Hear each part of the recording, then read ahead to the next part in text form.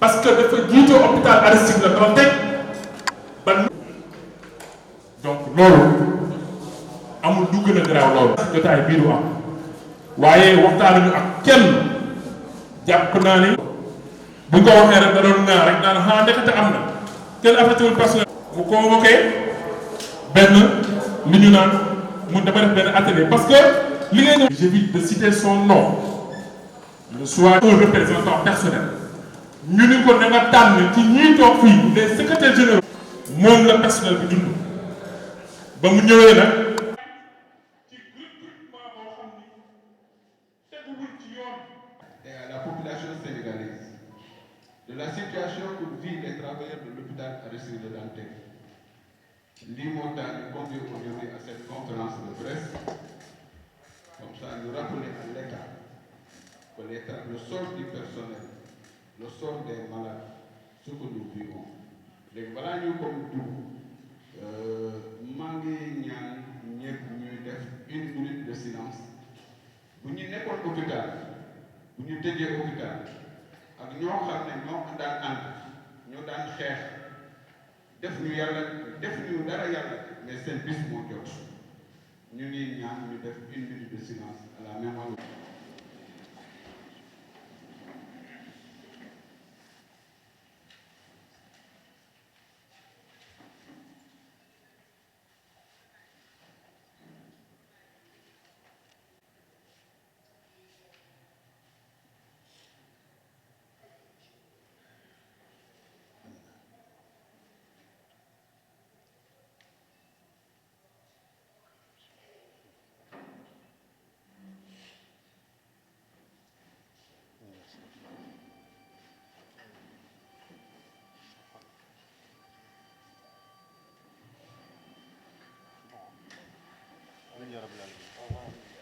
De vouloir répondre à notre appel pour ñëw bokk ci xeex bi dañu bëggoon def un peu l'historique parce que là c'est le collectif des travailleurs et ce collectif là c'était le même collectif depuis que vous voyez depuis l'hôpital. Bien avant la fermeture de l'hôpital, c'est ce collectif qui était... On fait partie de notre point. C'est ce collectif qui était toujours en conférence de presse, dans les marches, dans les points de presse, pour alerter toujours à l'État. Bien avant la fermeture, on avait demandé à l'État le sort du personnel et le sort des malades. Mais l'État ne nous a pas écoutés. Ils ne nous ont pas entendus. Ils ne nous ont pas associés à quoi que ce soit. Et voilà ce que nous vivons aujourd'hui. Depuis la fermeture de l'hôpital, les malades, on ne peut pas vous dire quels sont, combien de malades se sont décédés par non prise en charge. Les hôpitaux sont émergés. Le personnel est là, à la maison, jusqu'aujourd'hui. Le redéploiement du personnel. Donc voilà en grosso modo l'objet de cette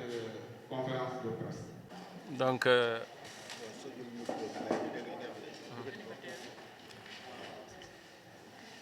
merci tout le monde et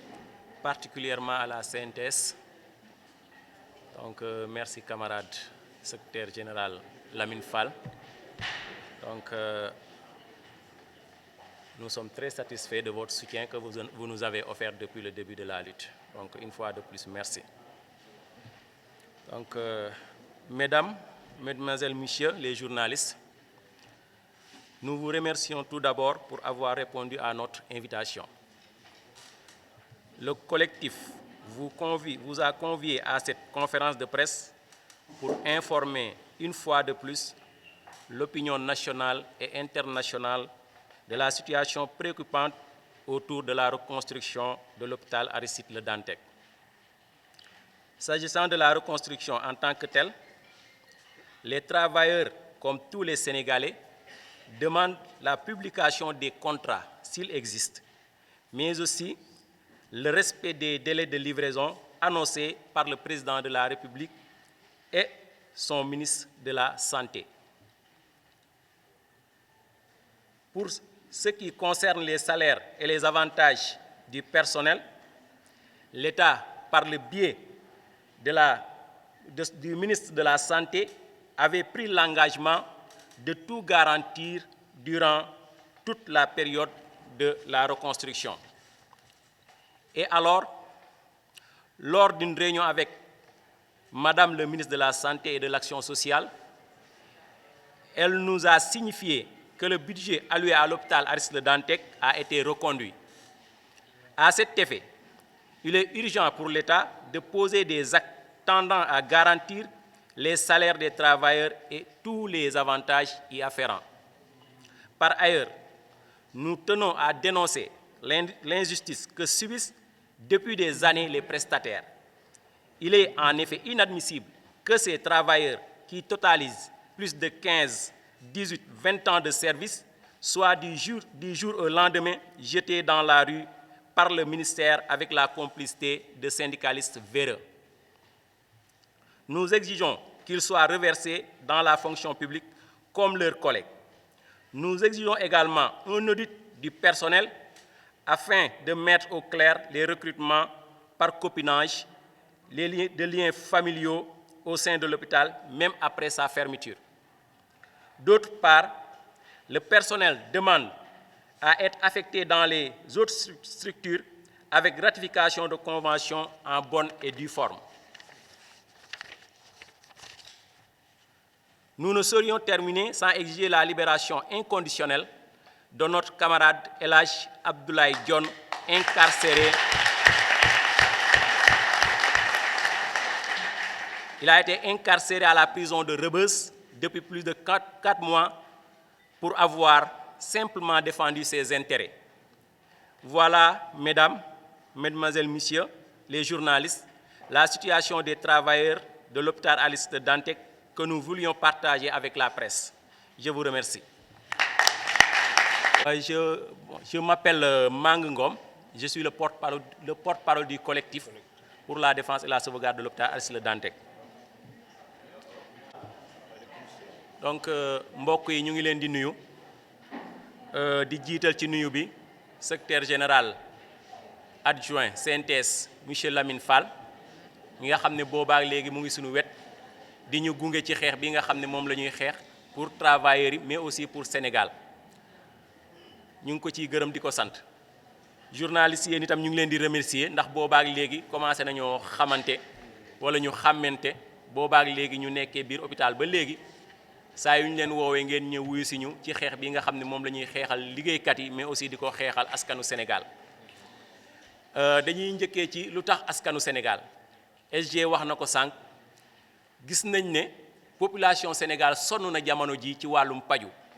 boo demee ci maternité yi fees na soxna yi nga xam ne dañoo nekk ay jigéen yu wérul ñu ngi leen di sànni ci mbedd bi bu ñu ñëwee amatu ñu leen recevoir wala ñuy wasin ci biir taxi yi loolu lépp xam nañ ne. conséquence ba nga xam ne moo amoon ba ñu tëjee maternité wu Dantec daanaka mooy répété waat donc fi mu ne nii boo xoolee wàllum cancer ci wàllum paj mi ñëpp xam nañ ne am na ñoo xam ne dañoo mujj jébbal seen bopp suñu borom te di xaar ndax dañ doon fajoo Dantec ba mu tëjeeg léegi dañuy dem déjà ñële dañoo feesoon seen malade du cancer xam nañ toll donc taluñu jël yeneen malade kon malade yi nga xam ñoo nekkoon Dantec te ku ne xam na ne Dantec la mu doon jël ci wàllum cancer amul benn hôpital boo xam ne yaa ngi ko doon jël donc ñooñu ñenn ñi boo leen seetee sax ci journaux yi jamono yi ñu ngi leen di wax 76 personnes yoo xam ne ñu ngi doon faju ci wàllu googu te muñ nañu ñàkk seen bakkan mooy loolu nga xam ne moom lañ gis waaye li ci ëpp gisuñu ko donc ñu xam ne lii nga xam ne mu ngi xew mënoon naa ñàkk bu doon planifié nañ lii nga xam ne moo du tëju hôpital Aristide Le Dantec def ko ndànk-ndànk précipitation yi lañ xamul lan la li ko wund waaye bu demee ba ci kanam danañ xam lan mooy yëf yi donc kon malade yi ñu ngi souffrir ñu ngi leen di masaw ñun ñi nga xam ne ñoo nekkoon ak ñoom te doon leen faj métit ga ñu am métit googu rek lañu am ñun ñi nga xam ne xamante nañu ñoom te ñu bokk ci askan wi ñu leen doon faj. beneen bi mooy wàllum contrat yi contrat bi dañuy demander à ce que monsieur le président de la république bu dee am na ay contrat yoo xam ne dafa lié état Sénégal ak kum mën a doon ñu publier ko sénégalais xam lan moo nekk ci biir kan mooy construire ñaata lay construire kañ lay ko ak kañ lay pare ndax amoon na délai yoo xam ne joxoon nañ ñu ko ne fin décembre 2023 waaye xam ngeen ne yéen ñi janoog ñu askanu Sénégal amul kenn ko am dinañ ko waxati loolu mu koy gëm kon dafa jot ñoom ñu janoog askan wi wax ak ñoom lii nga xam ne mooy wàllum reconstruction hôpital Aristide Le Dantec askan wi xam lu leen ci leer mais travailleurs am lu ci leer te ñu xam lan moo ci laxasu tamit ñu ngi ko ciy woo moom rek lañ ciy déglu parce que directeur bi atteindre na ay limitam ministre de la santé atteindre na ay limitam donc président de la république bu dee ci wàllum santé bëgg na am bilan boo xam ne bu ko waxee nit ñi gëm ko mais na leeral askan wi ci hôpital Aristide Le Dantec parce que Dantec monument bi mu doon boo lajjee ci Dantec loo mën a tee wax ci santé du safe donc ñu ngi ko ciy woo askan wee ko ciy woo travail dee ko ciy woo exigence la gën a wax ak sénégalais yi ci wàll bi donc bu ñu duggee ci wàllum personnel bi dañuy souffrir benn mooy mën na ñëw njëkkee sax ci prestataires yi ndax situation précaire bi nga xam ne ñoom ci lañ nekk prestataires yi am na ñoo xam ne def nañ biir hôpital 10 ans 15 ans ñenn ñi def nañ fa 20 ans ba léegi ci situation prestataire fii ñu toll nii li nga xam moom la ñuy dégg moom dañ leen a bëgg a dàq dañ leen a bëgg a arrêté ñoom ñëpp te loolu xam ngeen ne xel mënu koo nangu mooy nit mënul nekk ci hôpital di liggéey boobaak léegi am fa 15 ans 20 ans te loolu du contrat de prestation dañ leen doon utiliser waaye nit ki nga xam ne da ngay xëy di liggéeyandoog nit ñi di xëy 8 heures di wàcc 17 heures comme ñeneen loolu du contrat de prestation ñooñu ay contractuels yoo xam ne à durée indéterminée lañ am ci hôpital bi kenn mënu leen a nax bu ñu leen jàppee ay prestataires c'est parce que dañ leen bëgg a utiliser ils ne sont plus des prestataires moo tax ñuy demander à ce que ñu rentrer ci seen droit mooy nañ leen jël fonction publique mën na ko ñu xereñ lañ ñoo xam ne foo mën a dem foo mën a dem ci wàllum travail ci wàllum liggéeyum santé woowal képp koo xam ne praticien la nga ne ko ndax moom moo gën a xereñ ña nekk hôpital Aristide Le Dantec amut hôpital Aristide Le Dantec école la fan la ñuy former médecins yi professeurs yi fan lañ formé woo donc paramédicaux yi fan lañ formé woo expérience boo ko bëggee Dantec ngay formé woo doola am ne am nga xam-xam gis ngeen interne yi ñoom ñu ngi doon ñaxtu parce que xam nañ ne bu dul hôpital Aristide Le Dantec xam-xam bi ñu war a am ci wàllum formation fii ci Sénégal duñ ko am kon loolu mënuñoo nangu ay prestataire nekk fii ak boobaak li nga tëb a tëb sànni leen ci mbedd bi am na complot boo xam ne mu ngi ci biir nag ñoo xam ne ay travailleurs la nee nañ ay syndicalistes la ñoo wala représentant de personnes ñoo xam ne ñoo ciy ànd ak ministère di comploter pour fexe sacrifier loolu duñ ko nangu complot bi moo song ministre bi bu amee ñu war a mën a wax ñun ñii lay waxal boobaak léegi ñooy wax ñooñu ñuy dugal ci seen bureau yi di wax ak ñoom du ay voix autorisées ce sont des dealers ñoo xam ne dañuy bëgg ñu recruter leen seen doom ña fa ëpp ñii dañ fay def ay 15 ans ñi am na ñoo am jël nañ seen i doom ñenn ñi seen jabar ñenn ñi seen i coro ñenn ñi seen i neveu donc la fa xew c'est catastrophique te directeur bii moo leen di couvrir loolu la ñuy dénoncer ne nañ def audit boo xam ne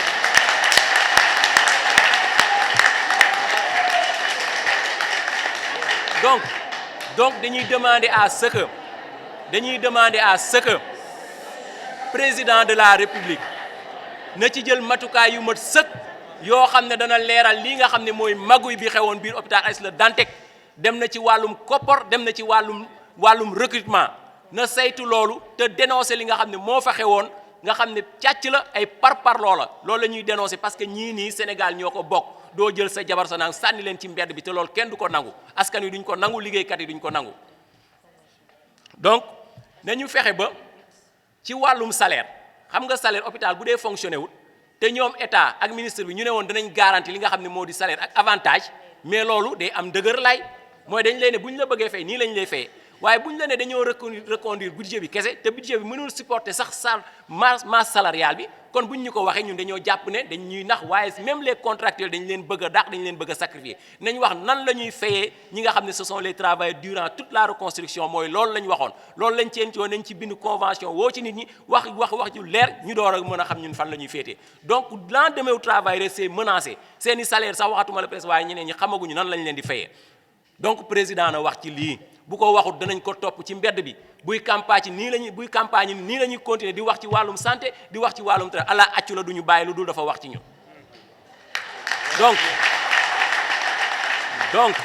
donc na fexe aussi ñii nga xam ne ay liggéeykat lañ nee nañ boo demee ci hôpitaux yi am na ñoo xam ne amuñu ay fajukat mais am na ay médecins yoo xam ne ñu ngi nelaw seen kër yi te Dantec lañ newoon am na ay infirmiers sage-femme ay praticiens yoo xam ne ñu ngi fii te ñu ngi nelaw seen kër yi te mënuñu leen affecté je pense que bu dee autorité bu sérieuse li mu war a def mooy def ay convention yoo xam ne day lié les travailleurs de l'hôpital par l'intermédiaire de son directeur ak hôpitaux yooyu moom mu ñëw arbitrer ñu xam ne ñii dem nii lañ leen di affecté bu ñu demee liggéey néew waaye bu ñu la affecté dem te amul dara lu la accompagner mais boo demee dañ lay sànni duñ la respecté loolu mooy li commencé xew te loolu les travailleurs ñoom duñ ko nangu xam nañ seen i gëdd xam nañ liñ mën kon duñ nangu ñu leen di jël di leen ventiler loo xam ne parce que dañuy wax opinion bi la ñuy bëgg a rassurer di def ay di tëbatëb naan affecté nañ leen bind ab directeur nan lay jëlee moom habilité am bind pour affecter personnel am ci beneen hôpital xam ngeen ne loolu bu directeur Cheikh Babacar Thiandoum affecté kenn Fann mais Cheikh Tako responsable bi mu doon am na loo xam ne du nangu ñu ko koy teg donc il faut qu'on soit sérieux moo am ay convention yoo xam ne moo ñu liyee ñu xam te ñu jox ñu convention yi ku ñu affecté nga xam lii moo lay yóbbu foofu loolu la ñuy laaj li ñuy laaj amul dara lu ci métti donc loolu daal lañ amoon loo xam ne moom la ñu waxoon lu dul suñu camarade bi nga xam ne El Hadj Abdoulaye Dione boobaak léegi 4 mois saa 5 mois bientôt yoo xam ne mën nga ca biir Rebeuss ñu tëj boobaak léegi yóbbu ko instruction waxuñ ci moom te ñëpp xam nañ ne El Hadj Abdoulaye Dione yéen xam ngeen ko lii mooy li mu doon xeex nanguwul woon ñu sànni malade yi ci mbedd bi loolu la doon wax donc loolu mooy li leen métti woon ñu doon wax mais li mu doon wax ñëpp gis nañ ko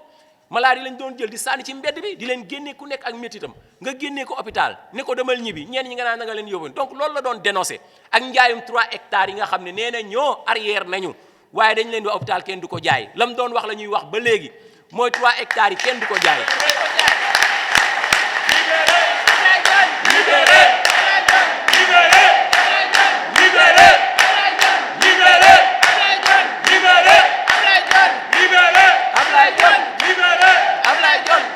donc loolu daal mooy wax ji mu gudd ak gàtt ñu ngi leen di gërëm di leen sant wasalaam. Merci camarade.